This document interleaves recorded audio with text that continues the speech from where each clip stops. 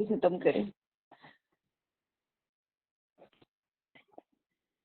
सबसे पहले trachea. Trachea कहाँ से स्टार्ट होता है? ट्रेकिया स्टार्ट होता है हमारे पास लोअर बॉर्डर ऑफ कार्टिलेज से, ठीक है। C6 वर्टिब्रा का लेवल है और लोअर बॉर्डर ऑफ क्रिकाइड कार्टिलेज है, और 5 centimetre above the sternal notch जाके ये एंड होता है। लेवल कौन सा है? वो T5 का लेवल है। और इसमें रिंग्स कितनी होती हैं? टोटल 16 to 20 इनकम्प्लीट रिंग्स होती हैं। मतलब फ्रंट से तो वो सी पूरा होगा, लेकिन पोस्टीरियरली जो है ना वो इनकम्प्लीट होता है, कंप्लीट नहीं होता, ठीक है। पोस्टीरियरली यहाँ पे फिर एक मसल आता है जो इस गैप को फिल करता है। अच्छा, ये जो रिंग्स होती हैं ये सी शेप हाईलाइन कार्टिलेज की बनी हुई होती है, और एक दूसरे के अबव जो है ना ये अरेंज होती हैं। और इनके पीछे वाला जो गैप है उसे कौन फिल करता है? ट्रेकियालिस मसल फिल करता है, ठीक है। अब इसी ट्रेकियालिस मसल की कॉन्ट्रेक्शन की वजह से जो है ना डायमीटर ऑफ द ट्रेकिया छोटा या बड़ा हो सकता है। उसके बाद है size of the trachea. Neonate में ट्रेकिया का साइज है 10 सेंटीमीटर, जबकि एडल्ट में है नियोनेट में है 4 सेंटीमीटर, जबकि एडल्ट में है 10 सेंटीमीटर। और 4th वीक ऑफ डेवलपमेंट में लेरेंजियोट्रेकियल बड बनता है, ठीक है। अच्छा, उसके बाद है शेप ऑफ थॉरेक्स। आप न्यू बॉर्न की देखो तो वो क्या होती है? सबसे पहले ओवल इन शेप होती है, ठीक है। फ्रॉम अबव अगर आप देखो, वक्त के साथ साथ ना वो चेंज होती रहती है। और उसका स्पाइन कौन सी शेप का था न्यू बॉर्न में? Vertebral column.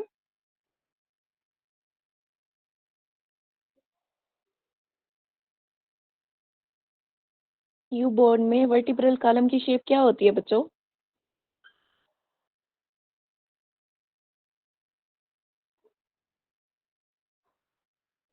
सर्कुलर होता है, circular. C shape.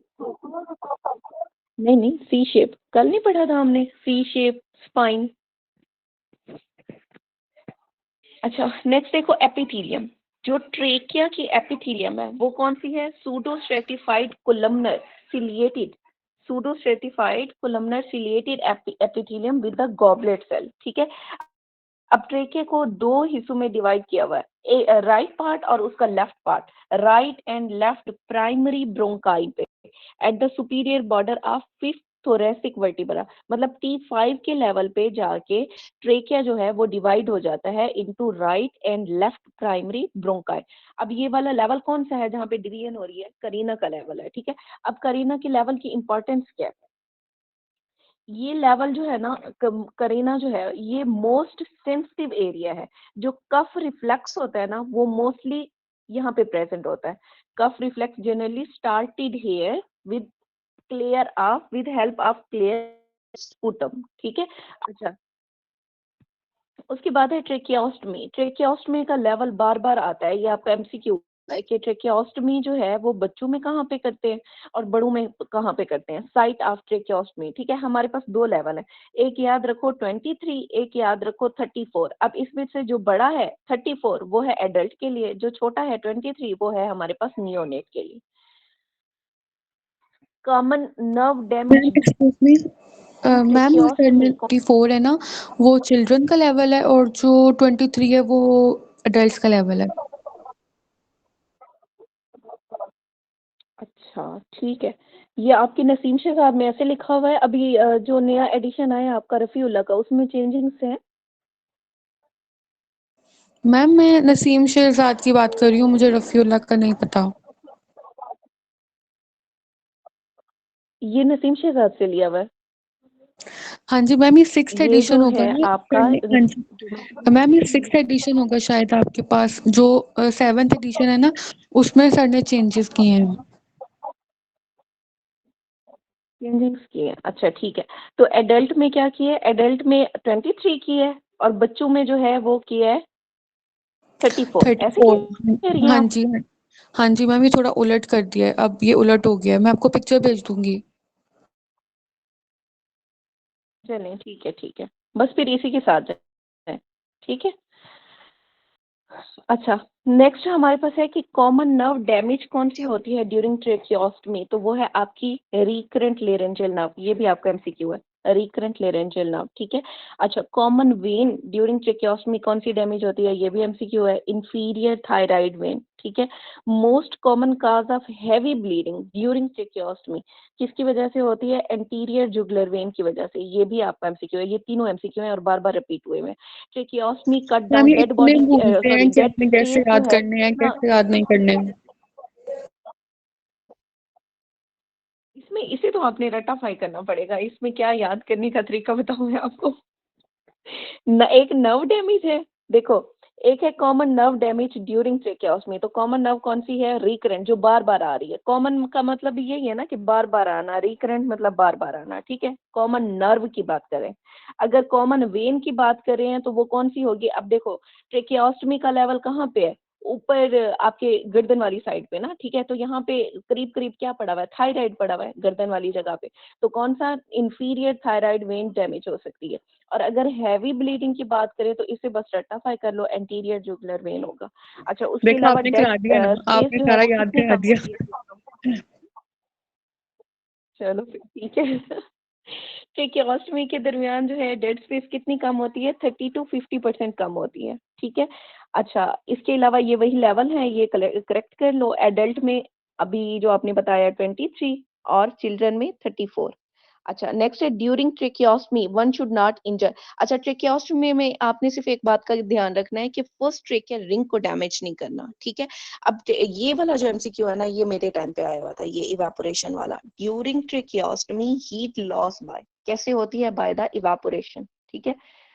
Tracheostomy is no benefit of लियन is at the level of carina, ले अगर करीना के लेवल पे अलियन हो गई है ना, तो फिर ट्रेकियोस्टमी करने का कोई फायदा नहीं है। करीना का लेवल कौन सा होता है बच्चों,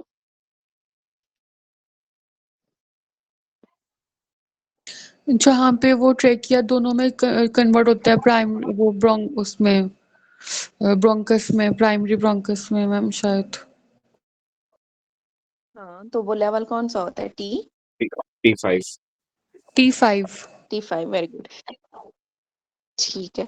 अच्छा, आगे देखो, हमारे पास रिलेशन ऑफ द ट्रेकिया, ठीक है। ट्रेकिया के सारे रिलेशन नहीं याद रखने, लेकिन मेन आपको पता होना चाहिए। ट्रेकिया में एंटीरियरली क्या पड़ा है हमारे पास, आर्च ऑफ एओर्टा पड़ी है, brachiocephalic trunk, left common carotid artery, left brachiocephalic when और डीप कार्डिक प्लेक्सिस। ये आपका एमसीक्यू जो है ना, डीप कार्डिक प्लेक्सिस के साथ आया हुआ है और आर्च ऑफ एओर्टा के साथ भी आया हुआ है। ये देखो, एंटीरियरली अब क्या पड़ा है, ये आर्च ऑफ एओर्टा पड़ी है, ब्रेकियोसेफेलिक ट्रंक पड़ा हुआ है, लेफ्ट ब्रेकियोसेफेलिक वेन है।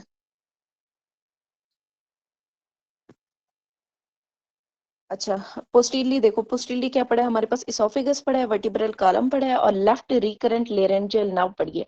और याद रखना, ये वही नर्व है जो बार बार डैमेज हो रही है, लेफ्ट रिकरेंट लेरेंजियल, या रिकरेंट, वैसे रिकरेंट है, ठीक है, जो बार बार डैमेज हो रही है। तो पोस्टीरियर साइड पे कौन सी आ रही है, लेफ्ट रिकरेंट लेरेंजियल नर्व आ रही है।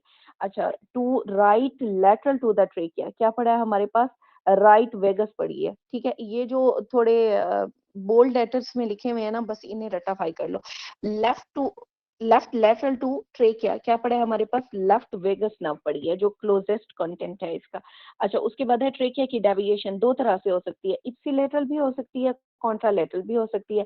अगर अपनी ही साइड पे वो कर रहा है डेविएट, तो इसका क्या मतलब है कि उस साइड पे या तो कोलैप्स हो चुका है, या कोई फाइब्रोसिस है, या फिर स्पॉन्टेनियस न्यूमोथोरेक्स है। अगर कॉन्ट्रालेटरल साइड पे चला गया है, तो इसका क्या मतलब है कि वहां पे टेंशन न्यूमोथोरेक्स है।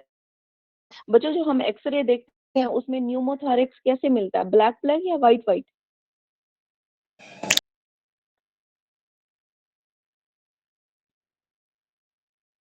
ब्लैक मिलता है ठीक है, ma'am, black.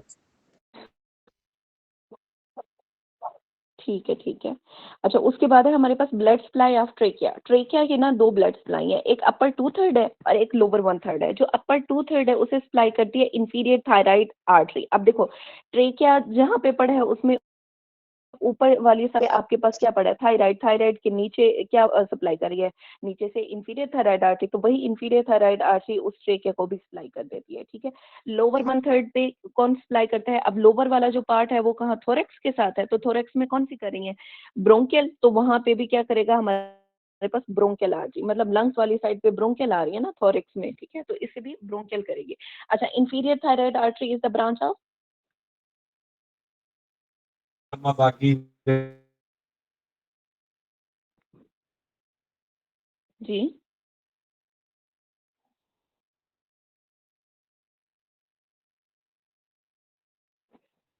Inferior thyroid artery किसकी ब्रांच है? Thyro cervical trunk, very good doctor Usama. Thyro cervical trunk की, ठीक है। और थायरो सर्वाइकल ट्रंक, ये देखो ये मैंने लिखा हुआ, थायरो सर्वाइकल ट्रंक इटसेल्फ किसकी ब्रांच है?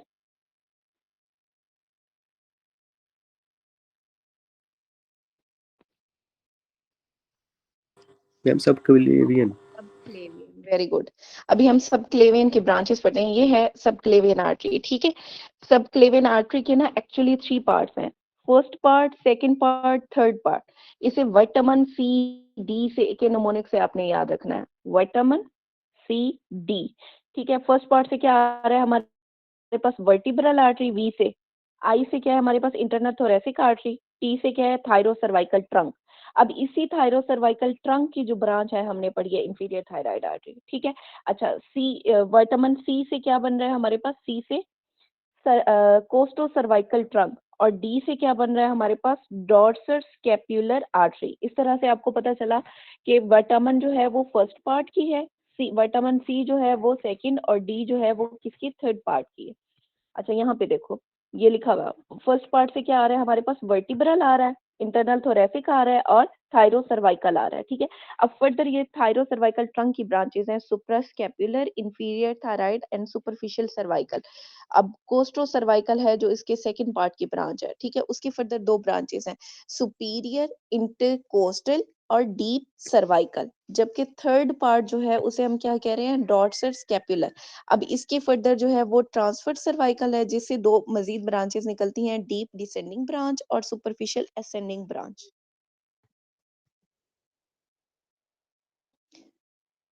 अच्छा, नेक्स्ट है हमारे पास वीनस ड्रेनेज। वीनस ड्रेनेज क्या होगी? वही inferior thyroid plexus nerve supply. Nerve supply कहाँ से आती है ट्रेकिया में? From the vagus and recurrent laryngeal nerve. और इसके अलावा जो हमारा ट्रेकियालिस मसल था उसे कौन सप्लाई कर रहा है? ये पोस्टीरियरली पड़ा है ना, तो वहां पे क्या पड़ा है हमारे पास? सिंपैथेटिक नर्व्स पड़ी हैं जो कि ट्रेकियालिस मसल को सप्लाई कर रही हैं।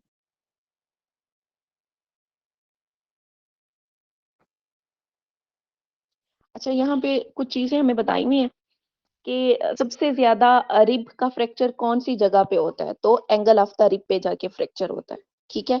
और स्टर्नम में most common site of bone marrow biopsy जो है वो कौन सी है हमारे पास? स्टर्नम। हम स्टर्नम से लेते हैं, ठीक है। इसके अलावा बच्चों हमने एक पास्ट निमोनिक पढ़ा था, साइट ऑफ बायोप्सी, कोई बताएगा?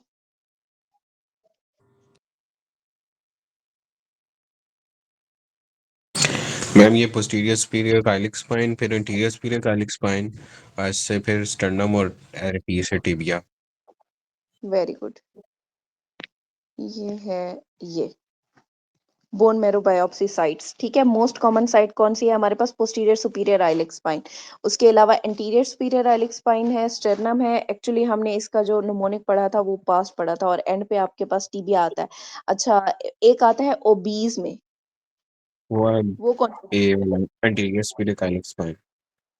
Interior superior iliac spine, very good. और एक आता है बच्चों में, टिबिया। टिबिया। ठीक है। अच्छा, उसके बाद है हमारे पास मैम ओबीज में एंटीरियर है ना? Anterior. Interior, interior superior iliac spine है ओबीज में। अच्छा, नेक्स्ट है हमारे पास ऑसिफिकेशन ऑफ स्टर्नम जो है वो कौन सी एज में होती है? तो वो 25 इयर्स एज में होती है। अच्छा, इसके लिए हमने क्राइटोल निमोनिक पढ़ा था बच्चों, रिपीट करो क्राइटोल को।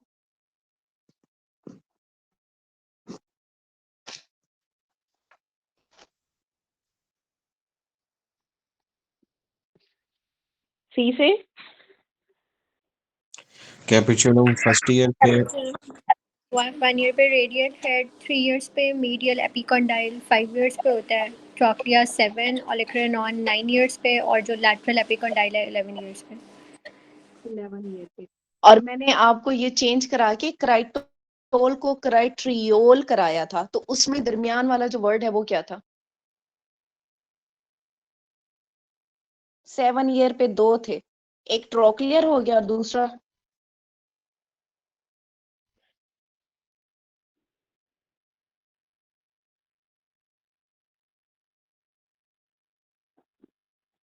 वो सेक्रल क्रेस्ट तो नहीं था पे 7 पे आई गेस।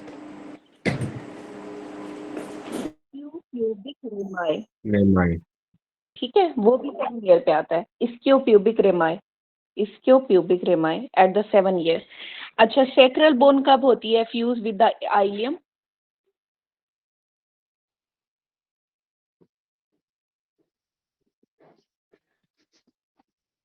कौन से ईयर पे होगी sacral bone fuse with ileum? 7 year पे 26 ईयर, 26 ईयर।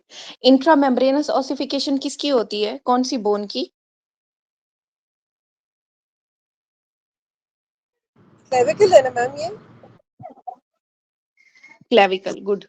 अच्छा, और ह्यूमरस की प्राइमरी ऑसिफिकेशन कब स्टार्ट होती है?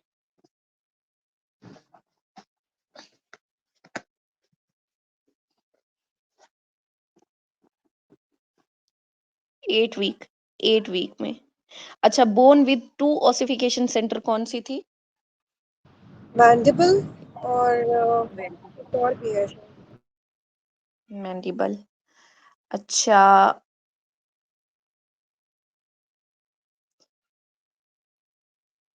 first bone in the body in embryo to begin ossification is clavicle. Clavicle. clavicle, very good। अच्छा चलो आगे। नेक्स्ट है हमारे पास स्ट्रेडनल एंगल। स्ट्रेडनल एंगल को क्या कहते हैं? एंगल ऑफ लुई कहते हैं, ठीक है। अब यहाँ पे जो जॉइंट बनता है वो कौन सा होता है? सिनार्थोटिक जॉइंट होता है, ठीक है, जो कि फॉर्म होता है between the manubrium and body of sternum, ठीक है। अच्छा, उसके बाद स्टर्नल एंगल कहाँ पे मिलेगा आपको? लेवल, वर्टिब्रा का लेवल बताना है। L4 T4, not L4, T4 पे, T4 ठीक है। अच्छा, अब हम देखते हैं कि यहाँ पे कौन कौन से एंगल ऑफ लुई के ऊपर कौन कौन से स्ट्रक्चर मौजूद हैं। एक तो सेकंड इंटरकोस्टल कार्टिलेज मौजूद है, आर्च ऑफ एओर्टा यहाँ पे स्टार्ट होता है, और ट्रेकिया, और साथ में पल्मोनरी ट्रंक की बाइफोर्केशन होती है यहाँ पे। अच्छा बच्चों, हमारे पास टोटल रिब्स कितनी है, कितने पेयर्स हैं?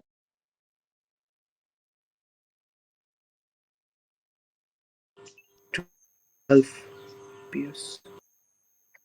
12 पेयर्स ऑफ रिब है, ठीक है। 12 pair of इसमें it। अब हमारे पास 3 तरह की रिब्स हैं। ट्रू रिब्स है, फॉल्स रिब है, फ्लोटिंग रिब है। जो ट्रू रिब है अपर 7 को हम कहते हैं ये ट्रू रिब है, ठीक है।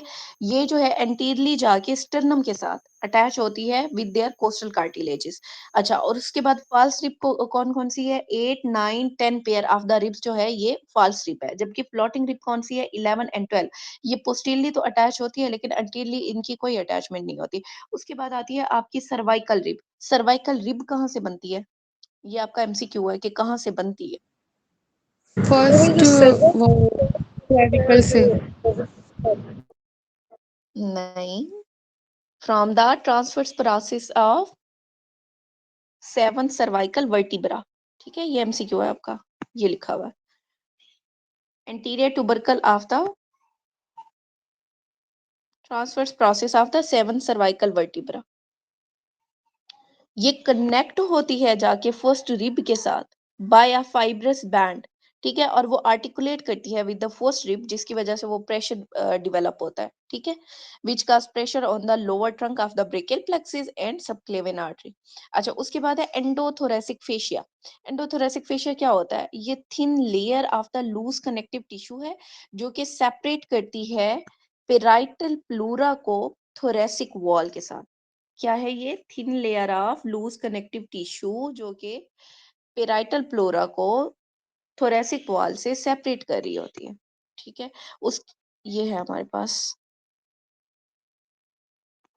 ये वाली एंडोथोरेसिक फेशिया। ये देखो डॉट डॉट सी लाइंस बनी हुई हैं ये सारी, ठीक है, ये थिन लेयर होती है। अच्छा, उसके बाद है हमारे पास सुप्राप्लूरल मेम्ब्रेन। अब ये जो सुप्राप्लूरल मेम्ब्रेन है ये भी एक्चुअली एंडोथोरेसिक फेशिया ही की थिकनिंग है, ठीक है। एंडोथोरेसिक फेशिया जो है ये थिक होके सुप्राप्लूरल मेम्ब्रेन बना देता है, जिसका नाम हम क्या कह देते हैं कि ये सिप्सन्स फेशिया।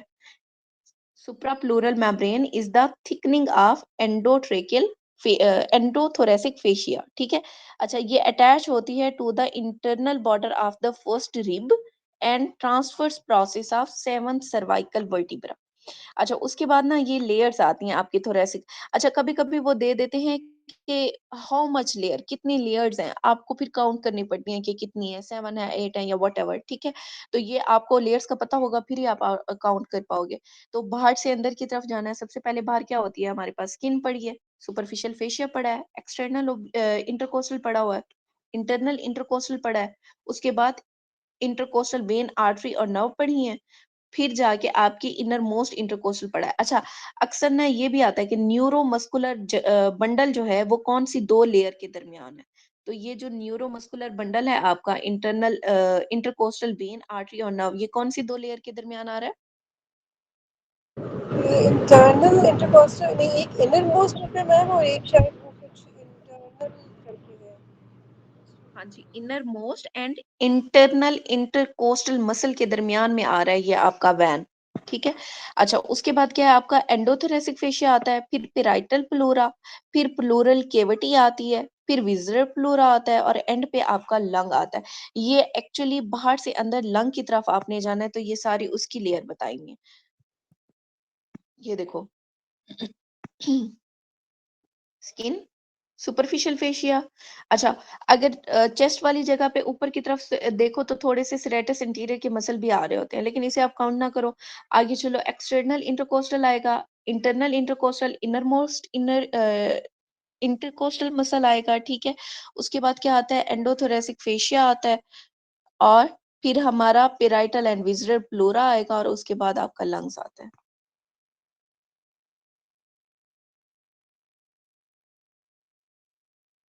अच्छा, अब ये पूछते हैं कि कौन से प्लूरा की कौन सी, अच्छा पहले ये देख लो, सिप्सन फेशिया। सिप्सन फेशिया क्या था?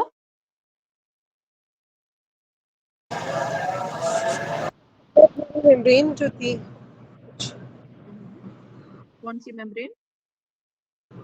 मैम मुझे प्लूरल मेम्ब्रेन कुछ अभी आपने निकल के बताई। एंडोथोरेसिक फेशिया। एंडोथोरेसिक फेशिया जो है उसकी एक्सटेंशन है या उसकी थिकनिंग है ये, ठीक है। अच्छा, अब ये करती क्या है, सिप्सन फेशिया करता क्या है, provide apical support for the pleural cavity in root of the neck, और ये कवर करता है superior surface of the cervical pleura को, और अटैच होता है literally with the medial margin of first rib and above, और ऊपर किसके साथ, transverse process of C7 vertebra, और रिसीव करता है मसल फाइबर सुपीरियरली फ्रॉम, कहाँ से लेता है, फ्रॉम द स्क्लेनाई मसल। अच्छा बच्चों, मुझे ये बताओ कि कौन सी सर्वाइकल वर्टिब्रा है जिसका ट्रांसवर्स प्रोसेस सबसे बड़ा है? C7। Good. अच्छा, उसके बाद है हमारे पास skin innervation in the chest wall. अगर तो स्टर्नल एंगल से अबव की बात करें तो कौन प्रोवाइड कर रहा है, सुप्रा क्लेविकुलर नर्व C3 C4। लेकिन अगर बिलो द स्टर्नल एंगल की बात करें तो anterior and lateral cutaneous branch of the intercostal nerve supply करती है। और पोस्टीरियर की बात करें तो हमेशा पोस्टीरियरली क्या पड़ा है हमारे पास, posterior rami of the spinal nerves पड़े हैं। अच्छा, उसके बाद ना हमारे पास प्लूरा है। प्लूरा तीन तरह का है, कोस्टल प्लूरा है, मीडियस्टाइनल प्लूरा है, डायफ्रैग्मेटिक प्लूरा है। ये देखो, ये जो हमारे पास ग्रीन वाला दिखाया हुआ है ये क्या है, विसरल प्लूरा, ब्लू वाला क्या है, कोस्टल प्लूरा, और नीचे जो पड़ा है ये क्या है, डायफ्रैग्मेटिक प्लूरा।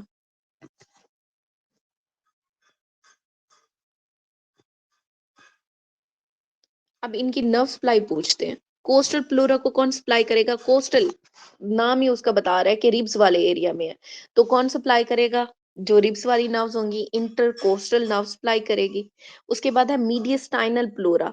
अब जो मीडियस्टाइनल प्लोरा है, मीडियस्टाइनम दरमियान में होती है ना, तो वो भी कहीं दरमियान में मीडियस्टाइनल प्लोरा पड़ा हुआ है, ठीक है। अब दरमियान में यहाँ पे कौन सी नर्व सप्लाई कर रही है? ये हार्ट भी पड़ा है, पेरिकार्डियम भी पड़ा है, इन सबको कौन सी करती है? पेराइटल तो फ्रेंड सॉरी फ्रेनिक, ठीक है। तो इसे कौन सप्लाई करेगा? फ्रेनिक नर्व सप्लाई करेगी। उसके बाद है डायफ्रैग्मेटिक प्लोरा। डायफ्रैग्मेटिक प्लोरा जो है ना, अब देखो डायफ्राम जो है वो दोनों तरफ आ रहा है, इसका डोम नीचे की तरफ भी आ रहा है और सेंटर में भी है। अब जो सेंट्रल पोर्शन है इसे फ्रेनिक कर लेगी, जो नीचे की तरफ आ रहे हैं दोनों साइड पे, तो उन्हें कौन करेगा? लोअर 6 इंटरकोस्टल नर्व्स करेंगे। अच्छा, उसके बाद एमसीक्यू आता है कि मोस्ट सेंसिटिव टू स्ट्रेच कौन सा प्लूरा है? तो वो कौन सा है हमारे पास? विजरल, जो विजरास के साथ अटैच है, ठीक है। तो वो है sensitive to stretch visceral pleura. और इसके अलावा आता है कि पेनफुल, जिसमें पेन फील होता है, वो कौन सा प्लूरा है? पी से पेन, पी से पेराइटल प्लूरा, ठीक है। पेराइटल प्लूरा क्या है? सेंसिटिव टू पेन है, प्रेशर, टेम्परेचर एंड टच। लेकिन अगर पूछे सेंसिटिव टू स्ट्रेच कौन सा है, तो वो कौन सा है हमारे पास? Visceral pleura. ये क्या करता है? रिसीव करता है autonomic nerves from the pulmonary plexus. अच्छा, उसके अलावा lymphatic drainage of the pleura वो किसकी वजह से होती है? नेगेटिव इंट्राप्लूरल प्रेशर की वजह से हो रही है। अच्छा, उसके बाद है हमारे पास within the root and located in the hilum are. Within the root कौन कौन सी चीजें कैसे अरेंज हुई हुई हैं? सबसे पहले आपने वेब याद रखना है, VAB। ये क्या है? बोथ लंग के एंटीरियर टू पोस्टीरियर पड़ा है। V से क्या? Pulmonary vein. A से क्या है? Pulmonary artery. और B से ब्रोंकस। उसके अलावा राइट लंग की अगर बात करें सुपीरियर टू इंफीरियर। अच्छा बच्चों ये देख लो, ये है एंटीरियर टू पोस्टीरियर। ये अब जो हम राइट एंड लेफ्ट का कर रहे हैं, ये सुपीरियर टू इंफीरियर है। राइट टू इंफीरियर क्या होगा? आर्टरी और फिर ब्रोंकस, उसके बाद वेन, ठीक है। अच्छा, कौन सी artery? Pulmonary artery, eparterial bronchus, hyparterial bronchus और पल्मोनरी वेन। अच्छा बच्चों यहाँ पे मुझे बताओ, eparterial bronchus and hyparterial bronchus क्या होता है? एक ऊपर होगी एक नीचे होगी। हाँ, किसके ऊपर किसके नीचे? आर्टरी के आर्टरी वेरी गुड। का नहीं। पल्मोनरी आर्टरी के ऊपर से जो, हाँ सही है, पल्मोनरी आर्टरी के ऊपर से जो गुजरेगा वो क्या होगा हमारे पास? एपार्टीरियल। जो पल्मोनरी आर्टरी के नीचे से पास करी है वो क्या है? हाइपार्टीरियल ब्रोंकस है। ये पल्मोनरी आर्टरी, इसके नीचे वाला हाइपार्टीरियल, इसके ऊपर वाला एपार्टीरियल। ये आपका लास्ट टाइम एमसीक्यू रिपीट हुआ था। अच्छा,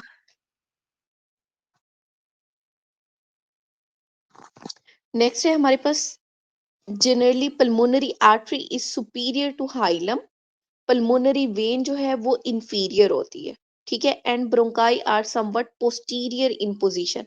अब ये इससे अगली जो लाइन लिखी हुई है ना, उसमें यही आपको एपार्टीरियल एंड हाइपार्टीरियल के बारे में बताया हुआ है, ठीक है। अच्छा, नेक्स्ट देखो, thin blade like fold of pleura project inferiorly from the root of the lung। Lung root से जो नीचे की तरफ प्लूरा आ रहा है, ठीक है, उसने क्या करना है?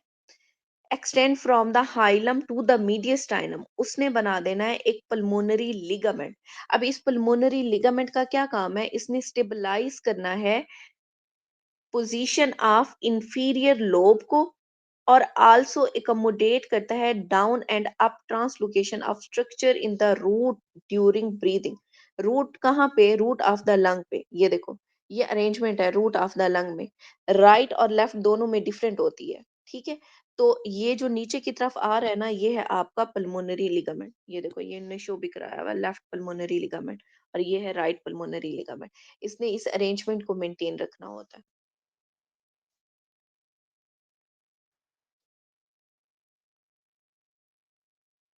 अच्छा, उसके बाद है लंग्स।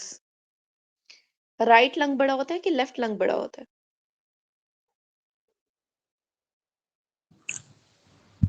लेफ्ट लंग होगा। राइट लंग राइट लंग बड़ा होता है, ठीक है, क्योंकि लेफ्ट लंग में क्या होता है? लेफ्ट लंग वाली साइड पे वो हार्ट वाला इमेज नहीं आ जाता, मिडल मीडियस्टाइनम वहां पे पड़ी है और वहां पे हार्ट आ जाता है, बल्ज करता है, तो लेफ्ट वाला जो है वो छोटा होता है देन द राइट। ठीक है। पल्मोनरी आर्टरी ऑक्सीजनेटेड ब्लड लेके जाती है या डीऑक्सीजनेटेड ब्लड लेके जाती है towards lung? Pulmonary artery deliver करती है deoxygenated blood to the lung from the right ventricle of the heart. ठीक है। और जो ऑक्सीजनेटेड ब्लड होता है वो रिटर्न कर दिया जाता है टू द लेफ्ट एट्रियम को via pulmonary veins. Pulmonary vein जो है वो मेजर वीनस ड्रेनेज सिस्टम है ऑफ द लंग। ठीक है। नॉर्मल लंग प्लोरा किससे मिलके बना है? फाइब्रस कनेक्टिव टिश्यू से मिलके बना है जो कि लाइंड होता है बाय द मेसोथीलियम। अब यहाँ पे ना हमें थोड़ा सा डिफरेंस करना है राइट एंड लेफ्ट लंग का। ठीक है। हमारे पास राइट और लेफ्ट लंग में ना फिशर इंपॉर्टेंट है। दो तरह के फिशर है राइट लंग में। एक है हमारे पास हॉरिजेंटल फिशर, एक है ओब्लिक फिशर। जो हॉरिजेंटल फिशर है इसने क्या करना है? इसने सुपीरियर लोब को मिडल और इंफीरियर लोब से सेपरेट करना है। ठीक है। मेनली ये क्या करता है? सुपीरियर को मिडल और इंफीरियर से सेपरेट करता है। जबकि जो ओब्लिक फिशर है इसने क्या करना है? मिडल लोब को इंफीरियर लोब से सेपरेट करना है। अगर हम लेफ्ट वाले की बात करें तो उसमें सिर्फ और सिर्फ एक ही फिशर है, ओब्लिक फिशर, जिसने सुपीरियर लोब को इंफीरियर लोब से सेपरेट किया हुआ। यही चीज इसके अंदर लिखी हुई है। अच्छा, नेक्स्ट है हमारे पास important relation of the lung. Structure arch over the left lung. अब गौर से देखो राइट और लेफ्ट की बात। यहाँ पे उनने क्या कहा? Arch over the left lung. अब लेफ्ट साइड पे हमारा जो हार्ट है कौन सी साइड पे पड़ा है बच्चों? लेफ्ट साइड पे। तो वहां से क्या आ रहा है? Arch of aorta. अगर राइट लंग की बात करें तो राइट साइड पे हमारी एजाइगस पड़ी है, राइट एजाइगस। अगर लेफ्ट की बात करें तो आर्च ऑफ एओर्टा। अच्छा, उसके बाद इन्होंने राइट और लेफ्ट दोनों की बात नहीं की।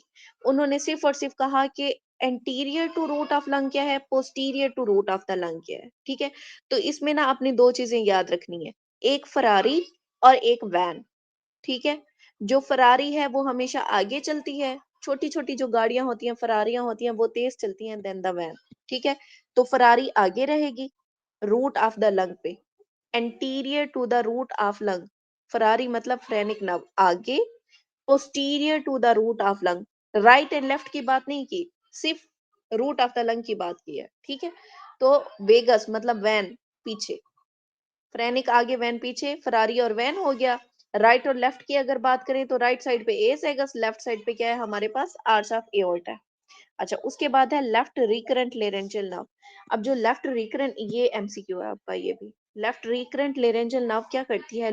लूप करती है around the aortic arch behind the ligamentum आर्टरियोसम।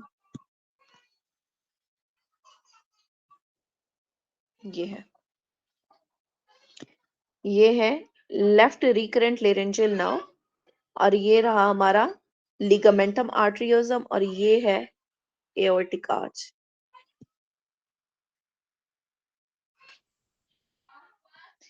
अच्छा, नेक्स्ट है both right and left recurrent laryngeal nerve pass कहाँ से पास करेंगी? दोनों की बात करें, एक की नहीं। ठीक है। दोनों एक ग्रूव होता है between the oesophagus and trachea, वहां से पास करते हैं। Structure winding around the left bronchus. तो लेफ्ट ब्रोंकस के अराउंड क्या पड़ा है हमारे पास? आर्च ऑफ, लेफ्ट साइड पे है ना, लेफ्ट ब्रोंकस है तो लेफ्ट साइड पे क्या? आर्च, एओर्टिक आर्च पड़ा है। ठीक है। उसके बाद है structure not compress in the aortic aneurysm. तो कौन सी चीज कंप्रेस नहीं होती? वो आपकी फ्रेनिक नर्व है। ये हमारा एमसीक्यू था। अच्छा, नेक्स्ट है हमारे पास lower respiratory component sympathetic supply via कैसे होती है? By the T2 to T4।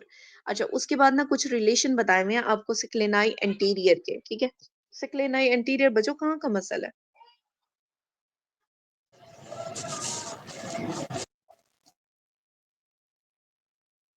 And chest wall इसके नेक पे आ रहा है ना आपकी, ये लैंडमार्क के तौर पे भी आप इसे इस्तेमाल करते हो सिक्लेनाई एंटीरियर को, एंटीरियर सिक्लेनाई मसल। ठीक है। ये कौन सा है? मिडल सिक्लेनाई और ये वाला जो है येलो वाला ये पोस्टीरियर सिक्लेनाई है। ठीक है।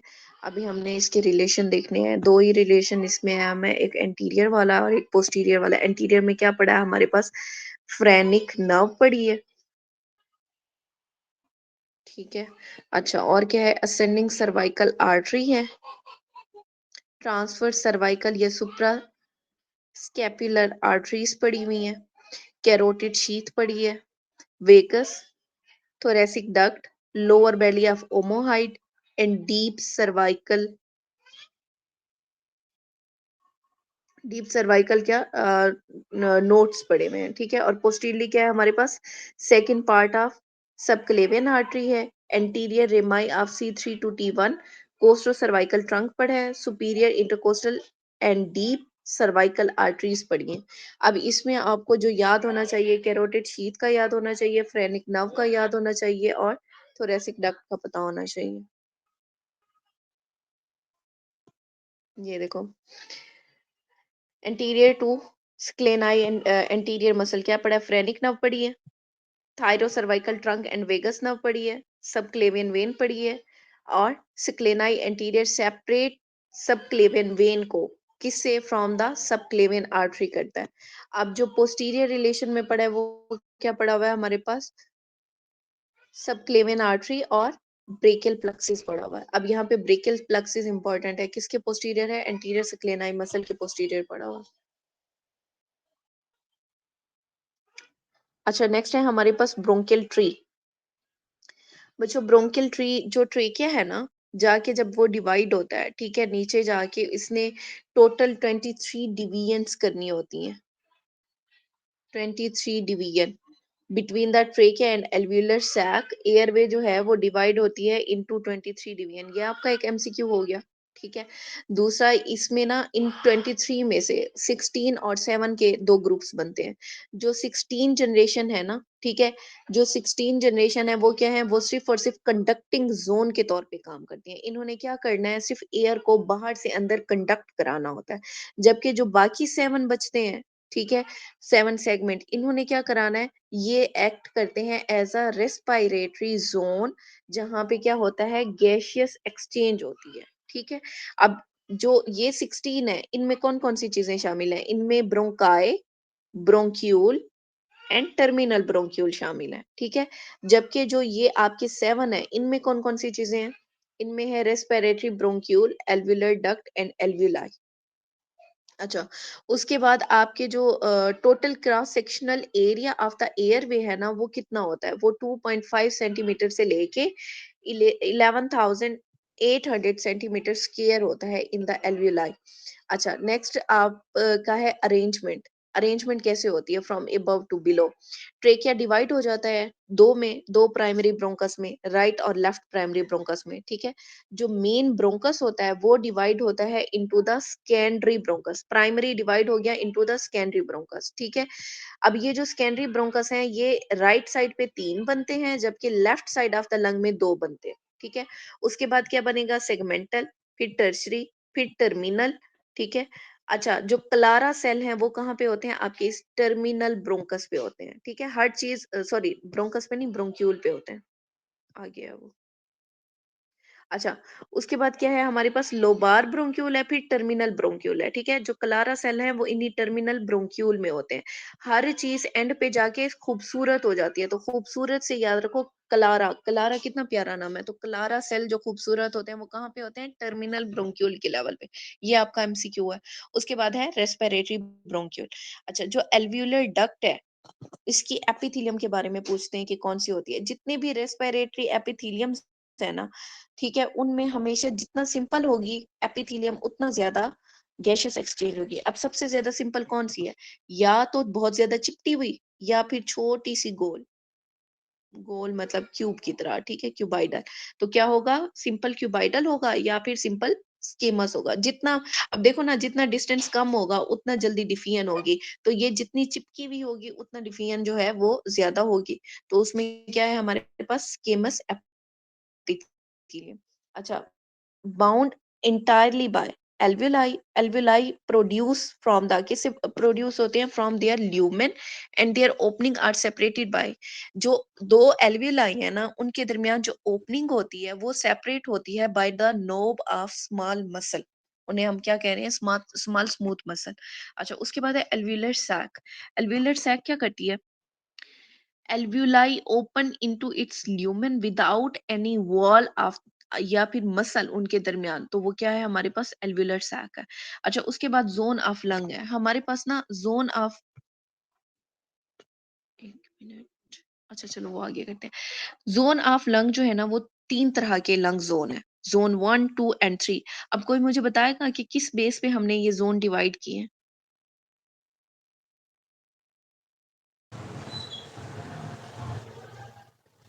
Ventilation to perfusion ratio.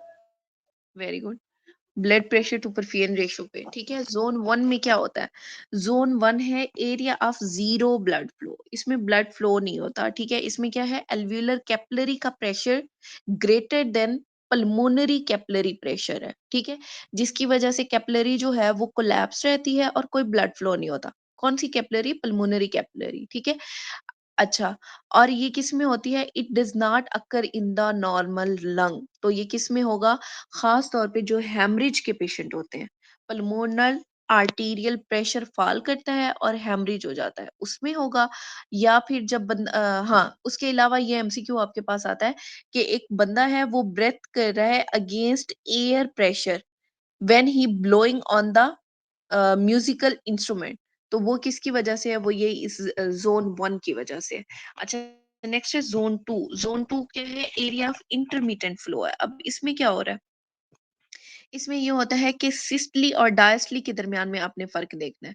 Pulmonary capillary collapse होते हैं during diastole, zero blood flow, लेकिन ओपन हो जाते हैं ड्यूरिंग सिस्टली, तो फुल ब्लड फ्लो होता है। तो इसका क्या मतलब है कि ब्लड फ्लो इंटरमिटेंट रहता है यहाँ पे। अब ये किस में होता है? ये नॉर्मल लंग्स में स्टैंडिंग पोजीशन में होता है, from 7 to 10 centimetre above the heart level to the apex of the lung पे। अच्छा उसके बाद है जोन 3। जोन 3 जो है वो कॉन्टिन्यूस फ्लो का एरिया है। अब इसमें क्या होता है? पल्मोनरी कैपिलरी प्रेशर ज्यादा होता है देन द एल्व्यूलर प्रेशर, तो कैपिलरी जो है, कौन सी? पल्मोनरी कैपिलरी, वो हमेशा ओपन रहती है, जिसकी वजह से हर वक्त ब्लड फ्लो होता रहता है। अब ये भी क्या है? ये नॉर्मल रंग में होता है। कब? जब स्टैंडिंग पोजीशन हो from 7 to 10 centimetre below the heart level to the base of the lung, वो क्या था? Zone 2 apex of the lung पे। ये कहाँ पे है? To the base of the lung पे, due to hydrostatic pressure of the blood, ठीक है। लाइंग पोजीशन में भी हो सकता है और एक्सरसाइज में भी हो सकता है। अच्छा उसके बाद कंडक्टिव जोन और रेस्पिरेटरी जोन आपको बताए हुए हैं, ये मैंने आपको पहले एक्सप्लेन कर दिए हुए। कंडक्टिव जोन में 16 डिवीजन है और रेस्पिरेटरी जोन में 7 टर्मिनल डिवीजन है। कंडक्टिव जोन में क्या क्या चीजें आ रही हैं? नेजल कैविटी आती है आपकी, लैरिंक्स आता है, ट्रेकिया आता है, ब्रोंकाई एंड ब्रोंक्यूल आते हैं। अब जो कंडक्टिव जोन है इसका काम क्या है? ये बाहर से सिर्फ एयर को हमारे लंग्स तक पहुंचाती है, ठीक है। और क्या करती है? उसे फिल्टर करती है, वार्म करती है, मॉइस्चराइज करती है और कंडक्ट करती है। जबकि रेस्पिरेटरी जोन में क्या होता है? उसमें सिर्फ और सिर्फ गैसियस एक्सचेंज होता है बिटवीन एयर एंड ब्लड। अब जो रेस्पिरेटरी जोन है उनमें कौन से हैं? Respiratory bronchiole, alveolar duct, alveolar sac and alveoli. एक मिनट बच्चों, अजान हो रही है, हो जाए आमीन। चलो, प्राइमरी ब्रोंकस टू एल्वियुलाई। अब इसमें ना 2 तरह के हैं हमारे पास, राइट है लेफ्ट है। जो राइट वाला होता है वो क्या है? वाइडर है, शॉर्टर है, मोर वर्टिकल है, और क्या उसकी लेंथ होती है? अच्छा इसी कैसे याद रखना है कि जो राइट हमेशा सीधा बंदा होता है ना, उसे सारे लोग दबा के रखते हैं। जब वो दबा के रखेंगे तो वो शॉर्टर हो जाएगा। अब दबाने से ये है कि उसे इधर उधर भी नहीं जाने देना, एक की जगह पे बैठा रहेगा, खा खा के वो क्या हो जाएगा? वाइड हो जाएगा, मोटा हो जाएगा। मोर वर्टिकल है और लेंथ भी उसकी छोटी होगी, कितना? 2.5 सेंटीमीटर। जबकि जो वर्टिकल जो लेफ्ट वाला है वो क्या होगा? वो नैरो होगा, ठीक है, और लॉन्गर होगा, मोर हॉरिजेंटल होगा, और लेंथ उसकी कितनी होगी? 5 सेंटीमीटर, 2 इंचेस और 5 सेंटीमीटर। अच्छा ये गौर से देख लो, इंचेस और 5 सेंटीमीटर में उधर भूल ना जाना। 1 इंच या 2.5 सेंटीमीटर है, और लेफ्ट वाला क्या है? 2 इंच या फिर 2.5 सेंटीमीटर। अब नीचे यहाँ पे आपको वही एप आर्टीरियल और हाइपार्टीरियल के बारे में बताया हुआ है, ठीक है। 3 लोब्स जो हैं, एक तो सुपीरियर लोबार ब्रोंकस है, ठीक है, उसके बाद मिडल वाला है और इंफीरियर वाला है। अच्छा सुपीरियर को मिडल और इंफीरियर से कौन से वाला फिश जो है वो सेप है बच्चों? Oblique fissure superior horizontal oblique था कि हॉरिजॉन्टल था? मैम हॉरिजॉन्टल हॉरिजॉन्टल जैसा कि सेपरेट हमारी हॉरिजॉन्टल होता है इंफीरियर ठीक है, मिडल और इंफीरियर से। और जो मिडल और इंफीरियर के दरमियान ओब्लिक। मैम जी क्या कह रही हैं? मैंने कहा कि जो सुपीरियर और इंफीरियर के दरमियान था वो हॉरिजॉन्टल था, और जो नीचे वाला था वो ऑब्लिक था, मिडल और इंफीरियर का। हाँ ऐसे ही है। अच्छा इसमें ना सारा वही एक्सप्लेन किया हुआ है आपके राइट और लेफ्ट का, ठीक है, ये फिर से मैं एक्सप्लेन नहीं कर रही। आगे bronchopulmonary segment. Bronchopulmonary segment are anatomic, functional, and surgical unit of the lung. Left segment is absent at birth, और हर सेगमेंट की अपनी ही ब्लड सप्लाई है। Supplied by tertiary bronchus also called segmental bronchi. Each segment has its own lymphatic drainage and autonomic nerve supply. और याद रखना दोनों side पे, चाहे वो राइट है चाहे लेफ्ट है, आपने प्रेफर 10 करना है on both side. Bronchopulmonary segment 10 है ऑन बोथ साइड, ठीक है। अच्छा इन्हें याद करने के लिए निमोनिक है हमारे पास a palm, seed, make and other little palm, जो राइट साइड पे है। जो लेफ्ट साइड पे है उसमें क्या है हमारे पास एशिया एल्प्स। अब इसमें ना आपके पास खास तौर पे जो मिडल लोब है इसके बारे में पूछते हैं, मिडल लोब के बारे में, ठीक है, ये आपको पता होना चाहिए। ये बाकी सारे लिखे हुए हैं, सुपीरियर है, मिडल है, एंटीरियर, इंफीरियर है, लैटरल है, ये सारे फिर एक दफा देख लेना, इतना ज्यादा रट्टाफाई करने की जरूरत नहीं है। वैसे इस नमूने से आपको याद रहेगा, बस मिडल वाले का एमसीक्यू आया हुआ है।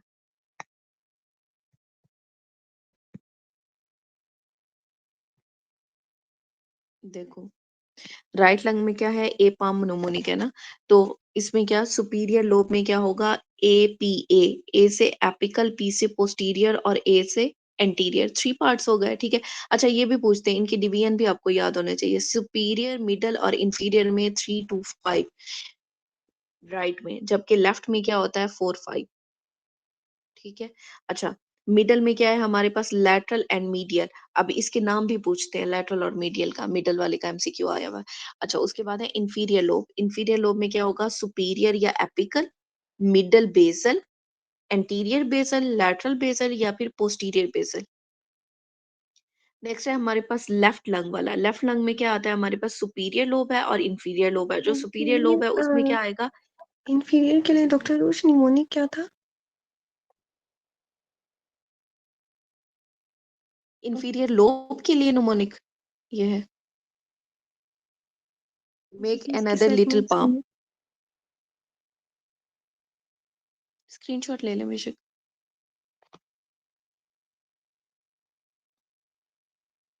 जी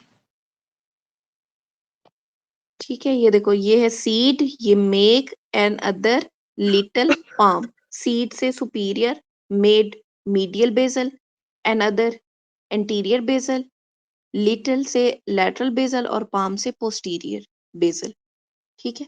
अच्छा उसके बाद है लेफ्ट लंग वाला। लेफ्ट लंग वाला उसमें क्या पढ़ा है हमने, एशिया एल्प्स, ठीक है। तो एशिया में देखो क्या है, apical, superior lingual, inferior lingual, anterior, ठीक है। और इंफीरियर लोब में क्या है हमारे पास, superior, medial basal, anterior basal, lateral basal और पोस्टीरियर बेसल। अब इसे बैठ के रट्टा फाई नहीं करना, बस सिर्फ इसी निमोनिक को याद कर लो, उधर बैठ के आपको खुद को ही जहन में आ जाएगा।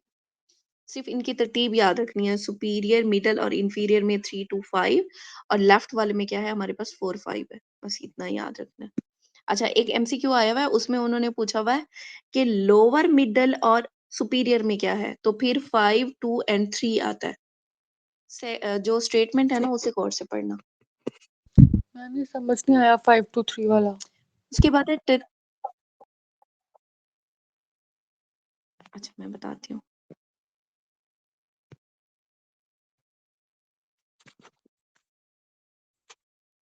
ये देखो हमारे पास जो राइट लंग है ना उसमें 3 पार्ट किए हुए हैं, एक है सुपीरियर लोब, एक है मिडल लोब, एक है इंफीरियर लोब।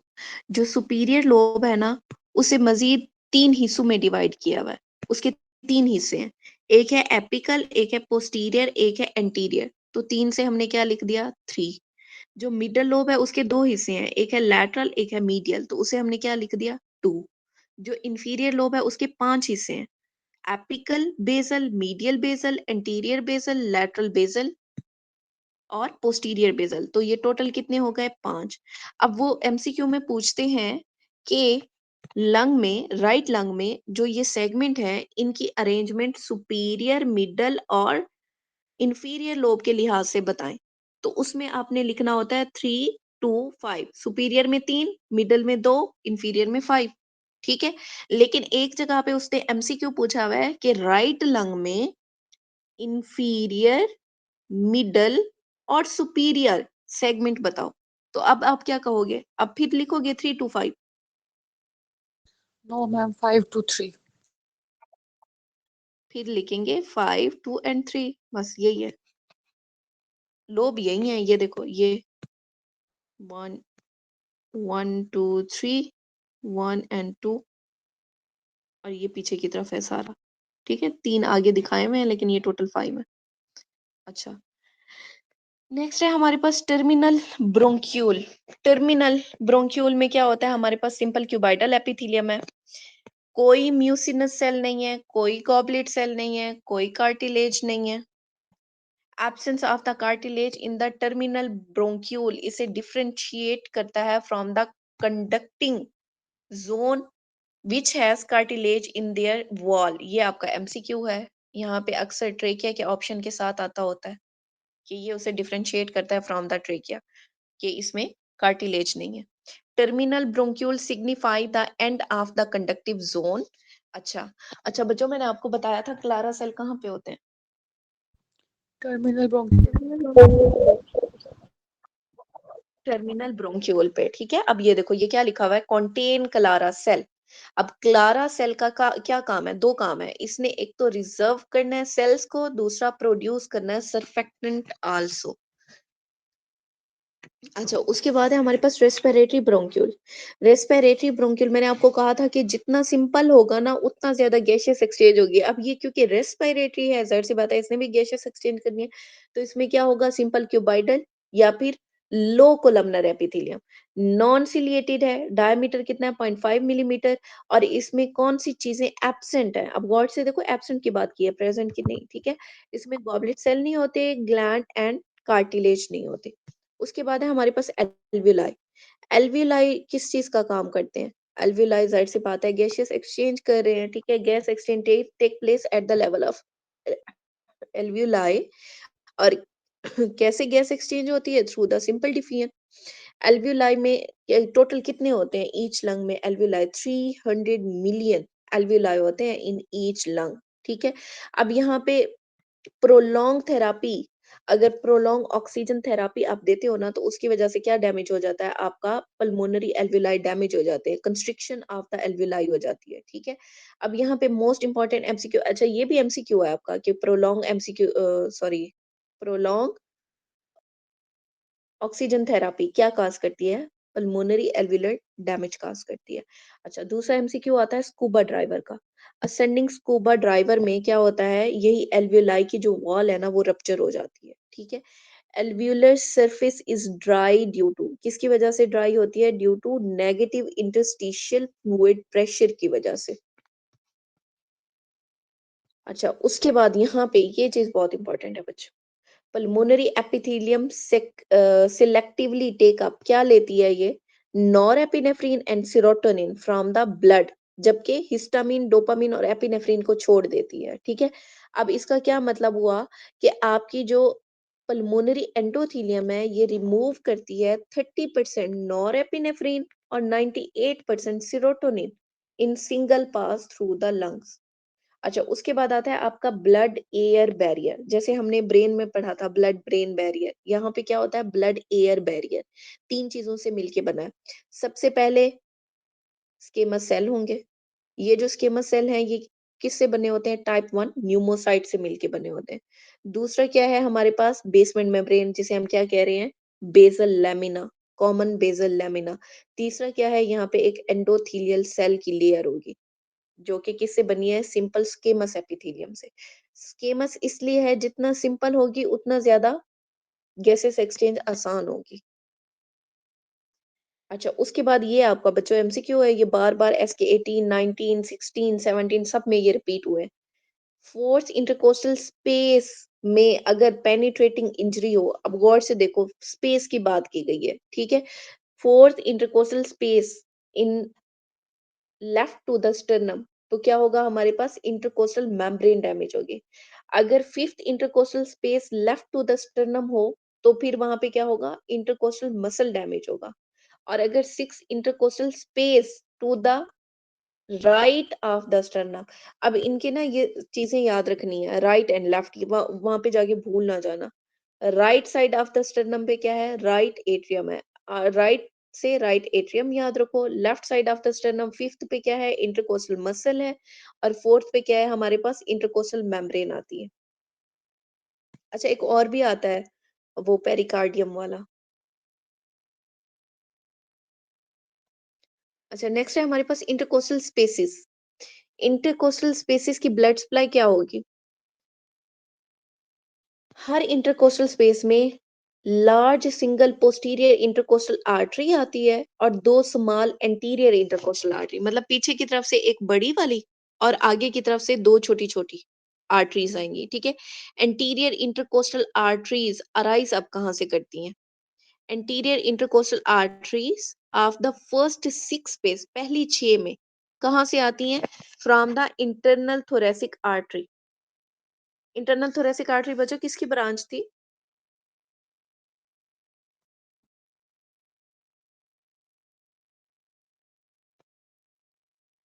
Subclavian. सबक्लेवियन की, first part of the subclavian artery की ब्रांच थी, ठीक है। अच्छा, उसके बाद है anterior intercostal artery from the lower spaces are branch of, किसकी ब्रांच है, मस्क्यूलोफ्रेनिक आर्टरी की, जो कि टर्मिनल ब्रांच है इंटरनल थोरेसिक आर्टरी की। उसके बाद आता है पोस्टीरियर। पोस्टीरियर में जो फर्स्ट टू स्पेसिस है उनमें कहाँ से आती है, सुपीरियर इंटरकोस्टल आर्टरी, जो कि ब्रांच है कोस्टो सर्वाइकल ट्रंक की, जो कि फिर किसकी ब्रांच है, सबक्लेवियन आर्टरी की। और जो posterior intercostal artery lower 9 spaces की है, वो कहाँ से आएंगी, from the descending thoracic aorta. ये बहुत इंपॉर्टेंट है, ये बार बार आए हुए हैं आपके, ठीक है, इसे अच्छे से रेक्टिफाई करना। मैम अच्छा, एक उसके दफा बाद है दोबारा न्यूरोमस्कुलर। मैम ये वाला आर्टरीज वाला दोबारा जरा रिवाइज हो जाएगा। ठीक है, इंटरकोस्टल स्पेसिस में ना हमारे पास इंटरकोस्टल आर्टरी सप्लाई करी होती हैं। अगर पीछे की तरफ बैक पोस्टीरियर साइड पे देखें तो एक ही आर्टरी होती है, जबकि एंटीरियर साइड पे देखें तो दो आर्टरीज होती हैं, ठीक है। अब पहले देखते हैं हम एंटीरियर इंटरकोस्टल आर्टरी। अब एंटीरियर के लिए ना आपने पहले 6 जो रिब्स हैं उन्हें सेपरेट कर लेना है। पहले 6 वाली जो इंटरकोस्टल आर्टरीज है ना, वो कौन से कहाँ से आती हैं, वो इंटरनल थोरेसिक आर्टरी से आती हैं, जो कि किसकी ब्रांच है, सबक्लेवियन आर्टरी की, इंटरनल थोरेसिक आर्टरी। आगे है ना, आगे और दूसरा छाती की तरफ, तो इंटरनल हो गया और एंटीरियरली पड़े हैं इंटरनल थोरेसिक आर्टरी, किसकी ब्रांच है, सबक्लेवियन आर्टरी की, ठीक है। अच्छा, उसके बाद जो लोअर स्पेसेस बाकी बचती हैं उन्हें कौन करेगा, उन्हें अब देखो जो लोअर वाली हैं वो नीचे हमारे हार्ट के साथ हो जाती हैं और डायफ्राम वाली साइड के भी साथ हो जाती हैं, तो इस तरह से वो मस्कुलोफ्रेनिक आर्टरी हो गई। और वो है किसकी टर्मिनल ब्रांच, वो है इंटरनल थोरेसिक आर्टरी की। और अल्टीमेटली इंटरनल थोरेसिक आर्टरी किसकी ब्रांच थी, सबक्लेवियन की। एक्चुअली दे कौन रहा है, सबक्लेवियन दे रहा है। ऊपर मेन दे रहा है इंटरनल थोरेसिक आर्टरी, नीचे इंटरनल थोरेसिक आर्टरी की ही ब्रांचेस को कह रहा है कि भाई तुम सप्लाई कर दो, क्योंकि वो ज्यादा नीचे है तो हम ज्यादा लंबा जा नहीं सकते। तो ब्रांचेस उसकी कौन सी है, मस्क्यूलोफ्रेनिक आर्टरी है। अभी याद हुआ, जी मैम आप समझ गए। ठीक है। उसके बाद है पोस्टीरियर इंटरकोस्टल। पोस्टीरियर इंटरकोस्टल में पहली 2 स्पेसिस को कौन दे रहा है, कोस्टो सर्वाइकल ट्रंक दे रहा है, ठीक है। अच्छा, कोस्टो सर्वाइकल ट्रंक की कौन सी ब्रांच, सुपीरियर इंटरकोस्टल आर्टरी। उसके बाद posterior intercostal arteries lower 9 space की, वो कहाँ से आ रही हैं, from the descending, lower 9 space है तो वो वहां पे कौन सा नीचे जाने वाला देगा, डिसेंडिंग थोरेसिक एओर्टा। नेक्स्ट है neurovascular bundle. Neurovascular bundle from superior to inferior या अबव टू डाउनवर्ड, कैसे आना है, वैन से, VAN, वैन, ठीक है। तो इसमें क्या है हमारे पास, वेन, आर्टरी और नर्व। इंटरकोस्टल नर्व अक्सर रिस्क ऑफ डैमेज होती है जब भी आप यहाँ पे कोई नीडल पास करते हो या कोई आपने ट्यूब इंसर्ट करनी होती है तो क्या डैमेज होता है, नर्व डैमेज होती है। अब न्यूरोवस्कुलर बंडल लोकेटेड कहाँ पे है, ये हमने पहले पढ़ा है बच्चों, कहाँ पे लोकेटेड था, between Internal and inner posterior. Very good, ठीक है। अच्छा अब यहाँ पे अहम चीज क्या है, न्यूरोवस्कुलर बंडल जो है वो रिब के लोअर बॉर्डर पे, जबकि आपकी इंटरकोस्टल स्पेस के अपर बॉर्डर पे मौजूद है। अब यहाँ पे क्वेश्चन मैं आपसे करती हूँ, एक मिनट, ये हो गई रिब और इसके लोअर बॉर्डर पे है ये न्यूरोमस्कुलर जंक्शन और ये समझ लो आपका हो गया इंटरकोस्टल स्पेस। अब मैंने नीडल इंसर्ट करनी है तो मुझे बताओ कहाँ पे इंसर्ट करूं कि इस नीडल इसे इंजरी ना हो नर्व को। लोअर बॉर्डर ऑफ रिब पे कर दूं? No, ma'am.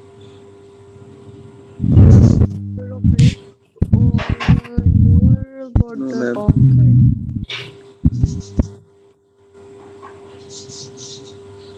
कहाँ इंसर्ट करूं? अपर बॉर्डर ऑफ रिब पर करेंगे and lower border of intercostal space हो जाएगी। Very good.